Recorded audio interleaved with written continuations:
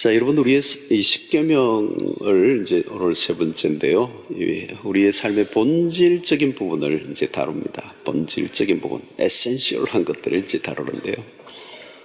우리의 삶을 이끌어가는 것, 또 우리의 인생을 승리하게 하는 것은, 우리가 성공적인 인생을 사는 것은 우리가 가지는 개인의 신념 가지고는 안 돼요. 신념이 아무리 대단해도 그 신념은 꺾일 때가 있습니다. 또 우리는 그 신념을 조금 더 확대하면 사상이라고 얘기할 수도 있죠. 이념적 삶을 사는 사람들이 많습니다. 우리나라에 이데올로기 대립이 많죠. 그런데 그런 이데올로기도 한 시대의 산물이에요. 한 시대가 지나면 그것도 꺾이고 사라지는 것입니다. 사상도 마찬가지예요. 그 모든 것이 인간에게서 나온 것이기 때문에 그것은 한 시대적이고 또 어떤 한순간에 필요한 것이지만 그것이 언젠가는 사라지고 말고 그것이 우리의 인생을 받쳐주는 힘이 될 수는 없는 것입니다. 그래서 우리의 삶의 또 시대적 어떤 정신 또 흐름, 문화 뭐 이런 것들이 있지만 그런 것은 우리의 삶의 근본적인 것은 아니죠. 본질적인 것은 아닌 것입니다. 그래서 우리가 붙들어야 될 것은 진리예요. 진리. 진리라고 하는 것은 영원한 것이고 시대가 지나도 그 진리는 변하지 않아야 그 진리인 것입니다. 십계명은 오늘 사실 믿음의 사람들에게 변함없는 원칙을 하나님이 제공해 주신 것입니다. 수천 년 전에 주신 말씀이지만 변함없는 또 오늘 이 시대도 우리가 양보하거나 타협해서는 안 될 원칙이고 기준을 하나님이 우리에게 제시해 주신 것이 십계명인 것입니다. 신앙생활에서 우리가 참 중요한 것 중에 하나는 하나님이 누구이신가, 하나님을 아는 것입니다. 그래서 믿음이 자라려고 하면 하나님이 누구인가를 알아야 믿음이 자라는 거예요. 하나님이 누구인지 모르면 믿음이 안 자라는 겁니다. 우리의 믿음의 대상인 그분이 누구이신지를 알아가는 거예요. 그런데 이게 쉬운 게 아니에요. 하나님은 영이시기 때문에. 또 성경을 통하여 우리가 깊이 들여다보지 않으면 하나님이 누구인가를 아는 게 어렵습니다. 우리가 성경을 통해서 하나님을 배워가야 돼요. 그래서 우리의 신앙의 어려움은 하나님에 대한 이해의 부족 그리고 그분에 대한 오해에서 일어날 때가 많이 있습니다. 자, 이 십계명을 대할 때 우리가 하나님에 대한 기본적인 이해가 필요합니다. 그래서 오늘 이 3절에 읽었던 이 1계명 하나님 외에 다른 신을 내게 두지 말라. 이 말씀을 하신 분이 누구이신가? 5절에도 보면 여러분 20장 5절에 보면 질투하시는 하나님, 나 여호와는 질투하는 하나님이시다. 우리가 질투라고 이렇게 질투라는 단어를 가져오면 이 남녀 간의 사랑을 생각할 때가 많이 있어요. 특별히 삼각 관계. 그렇죠? 하나님의 질투는 다른 것입니다. 다른 신들과의 대립 관계 속에서 독점을 하기 위한 강요가 아니고 하나님 당신의 백성들을 향한 마음을 표현한 것입니다. 질투하신다는 것에서 하나님이 우리와 어떤 관계를 맺고 싶어 하시는가? 통상적인 어떤 그런 관계가 아니고 굉장히 깊이 있는 관계를 맺고 싶어 하시는 하나님이시다. 하나님은 우리를 특별한 관계로 초대하십니다. 하나님이 다른 신들보다 더 많은 사랑을 독차지하기 위한 강요가 아니라는 것입니다. 구약 성경을 보면 하나님이 아주 잔인하게 내비칠 때가 있습니다. 여호수아서에서 특별히 하나님이 이스라엘 백성들에게 가나안에 있는 7 족속을 멸절하라, 다 죽여라. 아주 잔혹하고 잔인한 하나님으로 비추어집니다. 하나님은 과연 전쟁의 신이고 잔혹한 분이신가? 근데 여러분 우리는 성경을 통합적으로 이제 이해를 해야 됩니다. 하나님은 생명을 귀중히 여기시는 분이죠. 한 영혼을 천하보다도 더 귀하게 여기시는 분이시다. 이게 성경에서 우리가 또 말씀하는 하나님이십니다. 그런데 왜 성경은 왜 이렇게 충돌을 일으키는가? 그렇게 한 생명을 귀중하게 여기시는 하나님께서 가나안에 있는 그 7족속을 다 멸절하라고 하시는 그 하나님은 어떤 하나님인가? 이 하나님끼리 이 상충되는가? 충돌하는가? 성경은 성경끼리 충돌하는가? 그렇지 않아요. 요한복 4절에 요한 1서 4장에 보면 하나님은 사랑이시라 그랬어요. 하나님은 사랑이시다. 네. 그렇다면 가나안의 족속들을 무참하게 죽이도록 명령하신 하나님과는 어떻게 조화를 이룰 수 있는가? 언뜻 보면 이율배반적인 하나님으로 오해할 수 있지만 자세히 들여다보면 그 안에 하나님의 사랑이 있어요. 하나님의 사랑이. 하나님의 백성들이 들어간 가나안의 문화의 뿌리 깊은 것 중에 하나가 뭐냐면 우상숭배였습니다. 이 특별히 몰렉신, 몰록이라고도 하기도 하는데 몰렉신과 같은 이런 이 신은 그 땅에 섬겼던 이 우상은 자식을 잡아서 죽여 제단에 올려놓는 자식을 제사로 드리는 잡아 죽이는 이 악한 문화가 있었어요. 또 물질적 번영을 기원하는 바알과 아스라 신을 섬기는 곳이었기 때문에 성적으로 아주 문란한 문화가 있었어요. 그러니까 이미 하나님의 진노를 살 만큼 죄악이 범람했던 땅이라는 거죠. 가나안은. 자칫하면 하나님의 백성들까지 함께 망하게 할 만큼 맹독성을 가진 그 악한 땅이 사실은 가나안이었습니다. 물질적으로는 번성하고 죽과 꿀이 흐르는 땅이었지만 그 가나안 땅 안에 깊이 뿌리 박혀 있는 그 우상 숭배 안에 그 아주 사악한 문화들이 있어서 하나님의 심판을 충분히 받고도 남을 만한 문화였다는 거죠. 그래서 여러분, 사과 박스 안에 썩은 사과가 몇 개 있으면 그 썩은 것을 속간해야 돼요. 그대로 두면 성한 것까지 다 이제 다 썩게 만드는 가속력이 붙어버리는 거죠. 왜 이 가나안의 이 7족속을 멸절하라고 하는가라고 하는 이 부분을 말하는 거예요. 하나님의 백성들에 대한 그 사랑이 그 안에 있는 거죠. 예.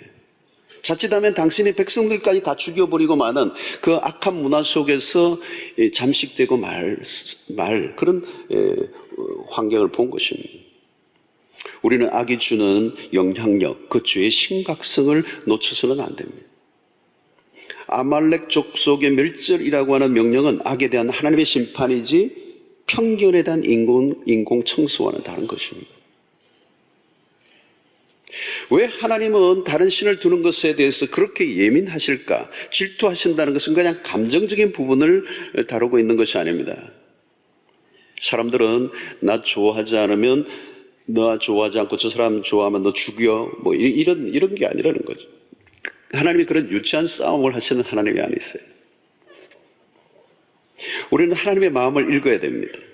계명을 주신 하나님의 본 마음은 우리에 대한 하나님의 절절한 사랑이 들어있습니다. 우리가 계명을 지키든 지키지 않든 하나님의 영광에는 전혀 영향이 없어요. 인간의 편에서 어떻게 하든 그것은 하나님의 속성에 전혀 영향을 줄 수 없습니다. 그럼에도 불구하고 하나님이 이렇게 다른 신을 두지 말라라고 하는 그 이유는 하나님과 하나님의 백성과의 관계 때문에 그런 것입니다. 그래서 여러분, 이스라엘 백성과 하나님과의 관계를 주로 남편으로 비유를 할 때가 있어요. 나는 너희들의 남편이다. 여러분, 남편의 사랑 안에는 질투가 있죠. 질투. 근데 그 질투는 다른 사람들과 관계보다 더 중요한 것은 아내를 책임지겠다는 강력한 의지가 들어있는 것입니다. 당신의 백성을 향한 사랑이 바로 일기예명이 주는 메시지의 핵심이에요. 당신의 백성을 어떻게 해서라도 이방의 문화, 이 악한 문화로부터 지켜내셔서 당신의 백성답게 살아가도록 하시겠다는 의도와 그런 관심이 쓰여져 있는 것이 바로 일기예명인 거예요. 자, 여러분, 하나님 외에 다른 신들을 둔다면 어떻게 될까요? 그가 섬기는 신의 종이 되는 거죠. 그래서 우리가 앞부분에 읽었던 2절을 다시 살펴보면 나는 너를 애굽 땅 종되었던 집에서 인도하여 낸 내 하나님 여호와니라. 하나님께서 이스라엘 백성을 애굽에서 이끌어낸 목적이 무엇인가? 그것은 자유라고 하는 거예요. 프리덤, 자유라는 것입니다. 하나님의 관심은 당신의 백성들을 속박하고 있는 것으로부터 해방시키는 것. 종살이하던 이스라엘의 삶은 얼마나 끔찍한 것이었습니까? 종이 뭡니까? 노예가 뭡니까? 자신의 기본적인 삶이 보장되지 않는. 인간에게 가장 무서운 형벌은 자유가 없는 것이죠. 자유. 감옥 생활을 하면 감옥에 들어가 본 적은 없지만 들어가면 요즘 밥도 주고 아주 영양도 고르게 딱 그 영양사들이 있어서 잘 준다고 그래요. 어디에는 이렇게 TV도 있고 화장실도 있고 기본적인 게 생활을 할 수 있도록 마당에 운동도 하고 다 하는 거예요. 그게 뭐가 없어요? 자유가 없는 거예요. 자유가 없는 거. 인간에게 가장 고통스러운 것은 자유가 없는 거예요. 이스라엘 백성들이 애굽에서 살았던 삶이 그런 삶이었어요. 다른 힘에 의해서 지배를 받는 거죠. 이게 불행 중에 불행인 것입니다. 인간은 밥을 못 먹는 한에서도 자유를 얻어야 돼요. 그런데 가나안에 들어가 출애굽하여 자유를 얻은 이스라엘 백성들이 가나안에 들어가서 다시 다른 신의 속박을 받는다면 그건 하나님의 구원의 목적이 아니라는 거예요. 여러분, 이 출애굽 사건은 구원사적으로 매우 중요한 사건입니다. 구원은 인간의 죄로 얽매인 삶으로부터 풀려나 자유를 얻게 하는 것입니다. 그 죄의 구속으로부터 자유케 하는 것, 그게 출애굽의 의미입니다. 하나님의 구원은 우리에게 자유를 주시려고 하는 거예요. 그 죄로부터, 그 마귀의 종로로 타던 삶으로부터 자유케 하는, 인간에게 자유보다 더 중요한 게 없어요. 하나님은 우리에게 자유를 주시려고 아들을 보내사 십자가에 죽게 하신 거죠. 예수 그리스도는 우리에게 자유를 주기 위해서 오신 분이에요. 진리는 우리를 자유케 하는 진리란 말이죠. 그래서 요한복음 8장 32절의 말씀 매우 중요한 말씀이죠. 여러분, 진리를 알지니 진리가 너희를 자유하게 하리라. 여러분, 우리가 하나님의 말씀을 읽고 믿고 이것을 가지고 살아가는 이유는 뭐냐? 우리에게 주시는 최고의 선물은 이 진리가 우리를 자유케 하는 거예요. 죄로부터 자유케 하고, 우리의 인습으로부터 구습으로부터 자유케 하고, 우리의 모든 욕망으로부터 자유케 하고, 우리를 묶고 있는 모든 어떤 것들로부터 자유케 하는.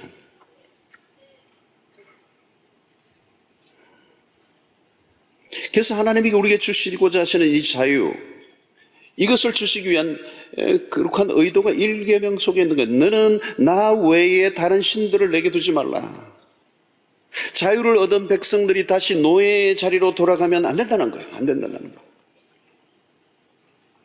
애굽에서 히브리 민족으로 노예 생활을 할 때 그 학대 속에 끝도 없이 벽돌을 찍어내는, 지푸라기도 주지 않고 벽돌을 찍어내도록 허리를 펴지도 못하도록 그냥 몰아갔던 그 노예적 삶.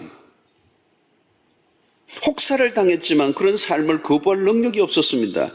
신을 두지 말라고 할 때 그 신이란 어떤 신을 말하는 것입니까? 인간을 얽어매고 구속하고 억압하고 강요하고 끌어가는 그 신. 그 신은 폭력적인 거죠. 불행을 강요하고 억압하고 두려움을 주고 속이고, 처음에는 그럴듯해 보이지만 따라가면 결국은 속박을 당하게 만드는, 모든 것을 다 줄 것처럼 속삭이지만 결국은 자유를 빼앗아가 버리는 그 신. 여러분, 무엇인가를 믿는다는 것은 아주 간단한 일이 아니에요. 그 믿음에, 믿고 있는 그 대상에 그 힘의 지배를 받는 것입니다. 다른 신을 섬길 때 그 섬기는 대상에게 매이고 끌려다니는 것입니다. 여러분, 오늘날 사람들을 보십시오. 무엇인가 얽매여 있습니다. 끌려가고 있습니다. 자기가 살고 싶은 삶을 살고 있지 못합니다. 여러분 보십시오. 돈에 매이고 쾌락에 매이고 인기에 매이고 권력에 매이고 여자에 매이고 남자에 매이고 뭔가 매여 있어요. 여러분, 한번 매이면 빠져나올 수가 없는 것이죠. 시작은 내가 해도 나중에는 내가 할 수 없는 것입니다. 우상을 숭배하게 만들고 무릎 꿇게 만드는 것입니다. 자의의 삶을 살지 못하도록 억압하는 것이죠. 그게 우상의 힘입니다. 오늘날 사람들 보십시오. 자신이 좋아하는 것을 누리는 것이 아니라 처음에는 자기가 좋아하는 것을 선택했지만 누리다 보니까 뭐예요? 내가 거기에 속박을 당하는 것입니다. 나중에는 거기에서 자유를 얻지 못해. 그걸 우리는 뭐라고 얘기합니까? 중독이라고 말해요. 이 중독은 일종의 우상숭배예요. 내가 좋아하고 그것을 거기에 모든 것을 쏟아붓는 거죠. 거기에 돈과 에너지와 정력과 모든 걸 쏟아붓는 것입니다. 그래서 내가 좋아요 하다 보니까 뭐예요? 그 얼매였어요. 사로잡히는 거예요. 내가 거기서 속박해서 나중에는 벗어나지 못하고 그 안에 완전히 사로잡혀서 살아가는 내 자유가 빼앗겨버린 것입니다. 여러분, 중독이 일종의 우상입니다. 그곳에 눈독을 들이죠. 몸과 마음이 그곳을 빠져나오지 못합니다. 싫어도 거부할 수가 없어요. 속박을 당하면 자유를 잃습니다. 비참해지는 것입니다. 어떤 사람은 성공에 매인 삶을 삽니다. 쉬지를 못해요. 일이 내 자기 성취와 성공이 자기의 삶의 우상이 되어 있는 것입니다. 결국은 그 우상은 우리의 삶을 망가뜨리고 만다는 거죠. 하나님 한 분 안에서 만족을 하나님은 누리게 하십니다.